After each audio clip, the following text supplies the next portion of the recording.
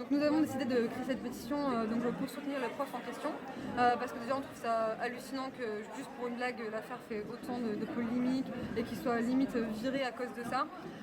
Ensuite, déjà pour défendre le droit à l'humour, parce que je peux comprendre que ça puisse blesser certaines personnes, parce que c'est vrai que c'est une blague lourde et vaseuse, mais après, vaut mieux en rigoler. Et justement, s'il a fait cette blague, c'est justement pour dénoncer le sexisme, et c'est pour dénoncer les violences faites aux femmes, parce que lui-même est avocat, il a défendu sur différentes affaires des femmes qui ont été battues.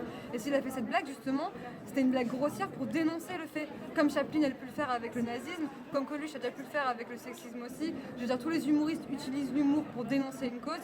C'est exactement ce qu'il a fait, et à la place de ça, c'était mal interprété, et les gens l'utilisent comme s'il banalisait la violence faite aux femmes, ce qui n'est pas du tout le cas, vraiment. Donc voilà, pour nous, ça nous paraît une cause juste. Et est-ce que vous avez eu beaucoup de personnes qui ont signé la pétition pour l'instant? Énormément. En ligne, on en a une qui a été à plus de 2500 signatures, qu'on a finalement clôturée sur la demande du prof parce qu'il ne voudrait pas que ça prenne des ampleurs énormes.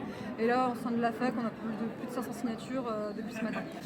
Donc il risque quoi? Il risque, pour le moment, il est suspendu. Excusez-moi. Il risque soit le blâme, jusqu'à la démission,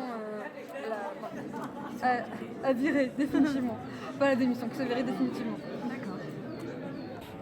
Oui, du coup, je pense que c'est absolument indigne parce que, comment dire, un professeur n'a pas à tenir ce genre de propos. Ça peut arriver qu'on fasse des blagues sexistes nous-mêmes face à des gens qu'on connaît, face à des personnes dont on sait qu'ils connaissent les problèmes qu'il y a derrière et les enjeux que ça soulève. Mais quand on est un professeur, qu'on a la responsabilité de 400, 500, 600 élèves, on ne peut pas se permettre de tenir de tels propos qui renvoient derrière à des problèmes que certains peuvent connaître, peuvent avoir connus ou qui peuvent toucher des personnes qui ne comprennent pas même les enjeux que ça soulève.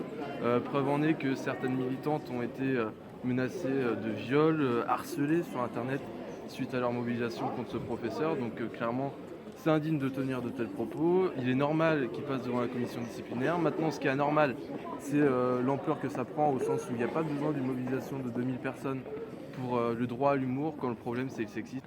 Je pense que ça a été beaucoup trop médiatisé. Donc, ce monsieur a toujours un trait d'humour. C'est sa méthode de travail. Il fait il fait de l'humour dans ses cours, ce qui, pour moi, je trouve c'est une bonne méthode. Et même si c'était un petit peu risqué, à la fin, s'il s'est excusé, pour moi, il n'y a rien à redire, quoi.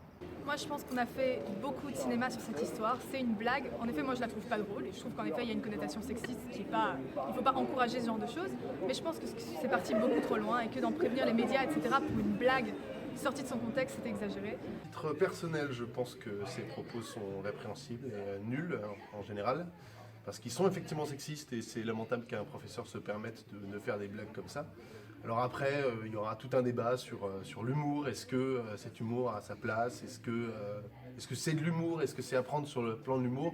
Moi, je pense que quelque part, ce type d'humour, surtout proposé par quelqu'un qui est une figure d'autorité, entretient une sorte de gêne et de sexisme qui est toujours latent dans notre société.